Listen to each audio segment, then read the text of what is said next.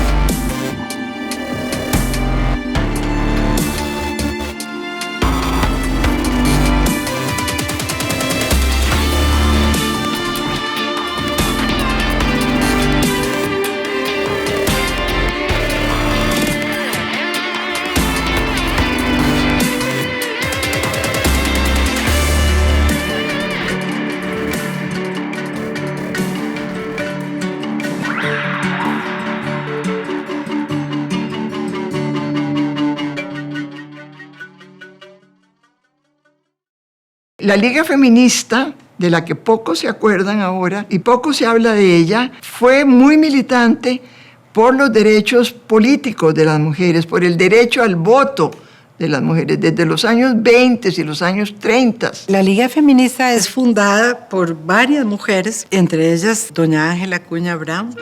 Ángela Acuña Brown nació en Cartago. En 1906 se fue a estudiar a Francia e Inglaterra con 18 años de edad, donde estuvo expuesta a nuevas corrientes de pensamiento. Es influida, ¿verdad?, por todos los movimientos feministas, las sufragistas de Inglaterra, de Estados Unidos, de lo que está pasando en Europa, en Oceanía. Regresó a Costa Rica en 1912 y tuvo que convencer a su padre de que la dejara estudiar en la universidad, pues las mujeres solo podían ir al Colegio Superior de Señoritas. Pero cuando intentó ingresar, se lo negaron, bajo la excusa de que no tenía un título de bachiller en humanidades. El problema consistía en que para conseguir ese título tenía que entrar al Liceo de Costa Rica, donde solo estudiaban hombres. A pesar de las críticas, Ángela logra ingresar y se convierte en la primera bachiller del Liceo de Costa Rica. Finalmente, en 1913, es admitida en la Escuela de Derecho. Fue la primera abogada del país. Ella rompió con esta idea de que las mujeres no podían tener acceso a la legislación. Y por eso ella empezó a decir, bueno, a mí me parece que las mujeres tenemos que ser parte del sistema político. Ángela se dedicó a escribir artículos que exigían los derechos de las mujeres, los cuales eran publicados en revistas y periódicos. Además, se comprometió a convencer a otras mujeres de la necesidad de luchar por sus derechos. Pero comenzaron los insultos y el rechazo a sus ideas. Muchas personas consideraban que las mujeres no debían tener ningún tipo de voz política. Eso no evitó que muchas de ellas se sintieran identificadas y comenzaran a unirse a la causa. En 1919, durante la dictadura de Tinoco, un grupo de maestras convocaron a una protesta contra el gobierno, donde participaron estudiantes, profesoras y graduadas del Colegio Superior de Señoritas, Liceo de Costa Rica, obreros e intelectuales. Continuamente, las mujeres demostraron su capacidad de organización política, hasta que el 12 de octubre de 1923 se crea la Liga Feminista Costarricense, primera agrupación de este tipo en Costa Rica, con la que inicia la lucha por el voto femenino. Redactaron muchas propuestas de reforma en busca de que las mujeres pudieran votar y ser electas en cargos políticos. Pero por más propuestas que enviaran al Congreso, siempre eran rechazadas. Y la mayoría de hombres en el poder se oponían a una idea que les parecía ridícula. Ángel Acuña escribió sobre un encuentro que tuvo con el entonces presidente, León Cortés, cuando llegó a solicitarle apoyo para el voto de las mujeres. Ángela escribió: León Cortés dijo que las mujeres no éramos ciudadanas y al preguntarle yo qué éramos, dijo, nada. Pero don León, le contesté yo, nada es nada y necesariamente tenemos que ser algo, a lo que él repuso, de un modo despectivo, pues son mujeres. A pesar de las burlas y preocupaciones, contra toda corriente, la Liga Feminista continuó creciendo y no detuvo la insistencia sobre el voto femenino. Finalmente, en la Constitución de 1949, las mujeres costarricenses consiguieron el derecho al sufragio. Así, para las siguientes elecciones tenían el derecho tanto de votar como para ocupar cargos políticos. El 30 de julio de 1950 se da un plebiscito en La Tigra y La Fortuna de San Carlos, donde las primeras mujeres ejercen su voto. Ellas fueron Bernarda Vázquez Méndez y Amelia Alfaro Rojas. En las elecciones de 1953, por primera vez a nivel nacional, las mujeres ejercieron su derecho al voto y también participaron como candidatas. 3 diputadas quedaron electas. En las siguientes elecciones legislativas, 2 mujeres fueron diputadas y en 1962 solamente una. A pesar de que por ley ya podían participar, no parecía haber muchas mujeres en cargos de elección popular. A la mujer le cuesta más aceptar esas invitaciones, porque efectivamente tienen una carga muy pesada, ya con su familia. Y entonces sienten que no van a poder dar la talla. O te aceptan, pero te aceptan con condiciones de que no van a poder durar todo el periodo, que se van a retirar por consideración a su familia. No podemos decir, no, pero todo el mundo tiene las mismas oportunidades. Si las mujeres no participan es porque no quieren, pero realmente no es porque no queremos, es porque nos han enseñado a no querer. Difícilmente una mujer madre que tenga niños y niñas pequeñas va a preferir trabajar en un partido político que estar en su casa, porque lo que nos enseñan es que tenemos que estar en el espacio privado. Se nos ha hecho responsables del ámbito privado, del ámbito de lo doméstico, ¿ok? Del ámbito en donde se reproduce la vida. Y el ámbito público, el importante, el del cuidado de la civilización y de la cultura, ese a los varones. Esto ha marcado la presencia de las mujeres a lo largo de la historia de la humanidad. Las mujeres hemos estado siempre. Las mujeres han preparado toda la vida los almuerzos, los sándwiches, han preparado y cosido las banderas, han acompañado a todos los y las dirigentes en recorrer los pueblos, repartir volantes bajo la lluvia, bajo el sol. Son las mujeres las que están ese día en las elecciones trabajando de gratis, abriendo las urnas, vigilándolas, cerrándolas, a veces son más de 12 horas. Se involucran mucho desde el punto de vista de la participación cívica en procesos electorales. ¿Qué? ¿Y los esposos ahí? ¿Quiénes va a dar de comer ahí? ¿A dónde? Comida, ahí vamos a hacer... Lo que no habían podido tener era representación en las asambleas, en los órganos de conducción partidaria y en las nóminas. Sucedía también que los partidos políticos, claramente monopolizados por hombres, aún no veían a las mujeres como personas capaces de ocupar esos cargos, por lo cual ni siquiera eran consideradas. ¿Y qué sucede? Que las mujeres decidimos un día, efectivamente, ingresar al terreno de lo político y empezamos a encontrar una y otra dificultad. Cuando se hacían las listas de diputados de los partidos políticos, se ponía una mujer, un joven, una negra o un negro. Una vez, hace muchísimos años, dije en el partido político del que yo formaba parte, bueno, pues si ponemos una negra joven, la hacemos toda, pues ponemos la negra, la joven y la mujer. La barrera no está en que a las mujeres las voten o no las voten. La barrera está en que los partidos no las quieren colocar de candidatas. Tenemos muchísimo menor acceso a los recursos. Por lo tanto, en una sociedad como la nuestra, la falta de recursos económicos determina enormemente tu éxito o no en una carrera política. Luego de mediados del siglo XX, muchas mujeres comenzaron a exigir un respaldo a nivel legal para ser tomadas en cuenta. Así se promovió una reforma al Código Electoral que proponía cuotas mínimas de participación política para las mujeres, la cual no generó reacciones positivas y fue rechazada una y otra vez. Tuvieron que pasar muchos años, hasta 1996, para que finalmente fuera instaurado un sistema de cuotas dentro del campo político. Se estableció que por lo menos el 40% de las listas a los puestos de elección popular debían de estar en manos de mujeres. Es evidente que los porcentajes aumentaron de manera considerable. Así también se propuso un nuevo código electoral que planteaba el principio de paridad y alternancia, que fue implementado hasta el 2009. Esta ley exige que haya una alternancia en los cargos políticos, es decir, si se elige un hombre para un puesto, la siguiente tiene que ser una mujer y así sucesivamente. Si no es porque ponen cuotas y luego paridad, no hay manera de que pongan mujeres candidatas. Esta es una regla que se aplica por primera vez en la elección legislativa de Costa Rica. Antes teníamos la paridad, pero solamente al integrar la lista, no en los encabezamientos, y es uno de los factores que podría explicar el incremento del número de diputadas. Nunca vamos a poder llegar a una igualdad si no se interviene. Entonces, ¿qué son las acciones afirmativas? Las acciones afirmativas son estos intentos de un poquito equilibrar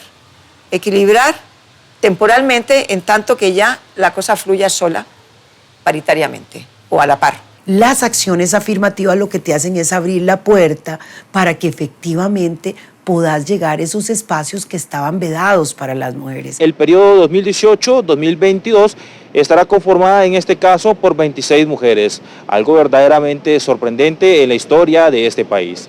Y ya con estas leyes se logró la equidad en los puestos políticos. ¿O no? Las acciones afirmativas en principio se dicen que son temporales, pero yo no conozco ninguna que se haya tenido que levantar, porque realmente la sociedad no instala nunca un mecanismo que realmente produzca igualdad. O sea, tenemos que estar continuamente peleando para que ese mecanismo que pusimos temporal siga ejerciéndose. Más bien nos los quieren quitar. La Sala Constitucional acogió este miércoles para estudio una acción de inconstitucionalidad contra el Tribunal Supremo de Elecciones por no garantizar paridad por género en las elecciones municipales del próximo año. Entonces, ¿qué es lo que hacen la mayoría de los partidos? Pues colocan a un hombre candidato de alcalde y luego en la primera vicealcaldía una mujer, segunda vicealcaldía un hombre. Cuando salen electos, entonces resulta que quieren quitar a la mujer y quedarse solo el alcalde y el segundo vicealcalde. Hay muchos amparos electorales que recibe el tribunal donde las mujeres están diciendo, no me dieron oficina, no me dieron herramientas mínimas, no tengo un lugar donde sentarme, no me han definido funciones, las que me han definido no son claras o me definieron un montón pero no me dan presupuesto para eso. Convivimos en todos esos mundos que hacen muy difícil que después la mujer quiera volver a participar. Muchas renuncias de mujeres que dicen, no me sirve el horario porque es muy tarde, por mi casa de noche, o es muy lejos, tengo que caminar un trecho a oscuras, muy peligroso. Y he pedido que el Consejo cambie los horarios, pero no se hace. Las diputadas costarricenses del 2002 al 2006, por cierto, entre ellas estaba doña Laura Chinchilla, estaba doña Epsi Campbell, doña Margarita Penún. Ellas decían que ellas fueron las primeras mujeres jóvenes que habían llegado en edad reproductiva. Todas las mujeres que hemos tenido hijos sabemos que las horas de las 5 a las 7, 8 de la noche son muy importantes porque hay que ayudar en las tareas de la escuela, porque hay que darles de comer y porque hay que acostarlos. Entonces ellas querían recuperar ese espacio para sus hijos. Pero además se daban cuenta de que cuando ellas llegaban a las comisiones, todo se había discutido en otros foros y empezaron a dar una pelea muy grande para que el horario general de la Asamblea Legislativa fueran horarios compatibles con las cosas de género también. Todo esto ha significado que nosotras hayamos tenido una participación porcentualmente muchísimo menor que los varones. Pero, ¿y qué tan menor? En toda nuestra historia como país, solo hemos tenido una presidenta en el Poder Ejecutivo, una presidenta en la Corte Suprema de Justicia y 4 mujeres presidiendo la Asamblea Legislativa. Y esto no se debe por falta de capacidad.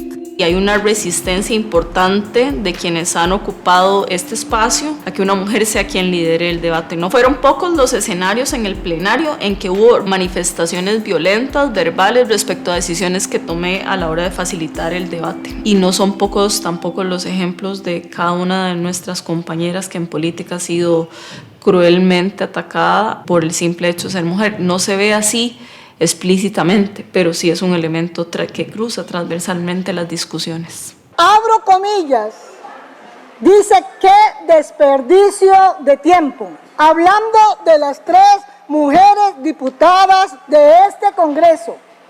Una frase desafortunada, impropia, irrespetuosa, machista, del líder del Partido Restauración Nacional. Tenemos cosas más importantes que atender en este plenario que esas pequeñas cosas que le incomodan a la diputada Céspedes. De manera que yo no voy a hacer uso del tiempo que le cuesta tanto a los costarricenses para referirme a ese tipo de cosas que para mí carecen de toda relevancia. Yo no sé si a esa institución hay que cambiarle el nombre y en lugar de ponerle Instituto Nacional de las Mujeres, ponerle Instituto Nacional de las Lesbianas, porque cualquier hombre es muy mal visto por el Dinamo. Quiero decirles que no es cierto lo que... No, estoy en uso de la palabra. Estoy en uso de la palabra. No, perdón, usted me interrumpió. No estoy en uso de la palabra. Usted me interrumpió. Porque es que... Usted es muy hábil para hacerse la loca y no contestar las preguntas. Le repito la pregunta. Perdón, señor diputado, me parece que esa expresión no es de recibo. Le ruego... De parte del diputado Otto Guevara Wood, precisamente con las mujeres, cuando pertenecía yo en este caso al Partido Movimiento Libertario.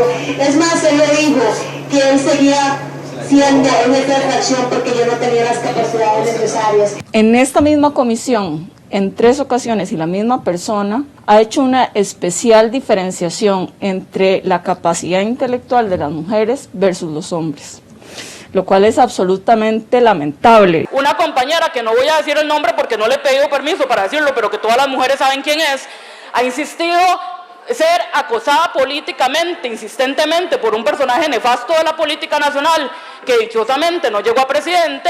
Hay 2 estudios, uno del INAMO y otro de una experta sobre violencia política, a toda escala, territorial, partidos cantonales, provinciales y nacionales, y en los testimonios que las mujeres dan, ellas explican cómo son expuestas permanentemente al vacío, en el mejor de los casos no escucharla, y en el peor de los casos directamente a las agresiones de todo tipo, ¿verdad? Empezando por la lesión al honor, ¿verdad? Lesionar el honor de la mujer ha sido históricamente la forma más fácil de descalificarla. En el primer circuito judicial de San José, la diputada Ivonne Acuña presentó una demanda contra el jefe de la unidad maxilofacial del Hospital San Juan de Dios, Rodolfo Gamboa. El caso se abrió por delito al honor. No podemos permitir que las mujeres sigamos siendo violentadas en nuestros derechos humanos. Es inaceptable justificar el odio y la discriminación por el calor del momento, como lo llamó ese señor. Yo viví una experiencia muy aleccionadora como la primera ministra de Seguridad. Les digo que es más fácil llegar a ser presidenta de un país que llegar a ponerse al frente de un cuerpo de seguridad. Cuando el presidente me enuncia como la primera ministra y los 70 comandantes generales que están ahí hacen un silencio como de 4 tiempos, se levantan, se van y solamente 7 se quedan para ponerse a las órdenes mías. Cuando una entra en un partido político, entra con mucha ilusión, ¿verdad? Con mucho deseo de cambiar las cosas. Pero las cosas se me empezaron a poner difíciles cuando intenté disputar un espacio jerárquico. Empecé ya a topar con obstáculos fuertes, con violencias, ¿verdad? Violencias indirectas y violencias directas. Y esto es algo que no solo me pasó a mí, sé que le ha pasado a muchas chicas en partidos donde, ¿verdad? Se desvaloriza su ideal de participación, ¿verdad? Y se piensa que participa por algo emocional. Uno pensaría que hay posiciones que ya están superadas. Esas posiciones como que las mujeres somos más sensibles que los hombres. Por supuesto que lo son. O que somos menos arriesgadas, o que somos más miedosas. No. Es una opinión machista. Mire, primero, es cerrada su concepto. Es mi opinión, lo estoy dando mi opinión. Pero es cerrado. mi opinión. De nosotras se analiza todo. Desde la forma en que estás peinada, vestida o sentada. Si estás acompañada o no estás acompañada. Si te reíste muy fuerte, si hablas con demasiada autoridad porque hablas con demasiada autoridad, o si hablas de manera muy aguda porque no tenés autoridad a la forma de hablar. Tener que demostrar una y otra vez que tenés las capacidades para estar ahí y que además lo que estás haciendo es igual o mejor de bueno que los compañeros. No es que las mujeres tienen que demostrar, ganarse sus espacios. demostrar que si habían unas puertas que no permitían que pasáramos. Cuando yo fui diputada, que fue el primer congreso con un número, digamos, razonable de mujeres, llegamos a ser más del 30%, éramos la fracción más grande, la fracción de mujeres, y logramos ponernos de acuerdo para empezar a elegir mujeres en el Poder Judicial, como magistradas. Prevalecían los hombres ahí y llegaron más mujeres con decisiones más sensibles desde el punto de vista de género a salas que fallaban sobre temas de familia, a salas que fallaban sobre temas de derechos civiles, a salas que fallaban sobre temas constitucionales. No solo se trata de que sean mujeres, sino también de que tengan ideales feministas que busquen la equidad y la inclusión de otras mujeres en la política. Porque el hecho de ser mujer no te hace feminista. Incluso desde la época de la lucha por el voto femenino, existían mujeres que se oponían a que esto sucediera. Porque existe una mujer en un puesto de poder, no necesariamente significa que promueva mejores condiciones para las mujeres.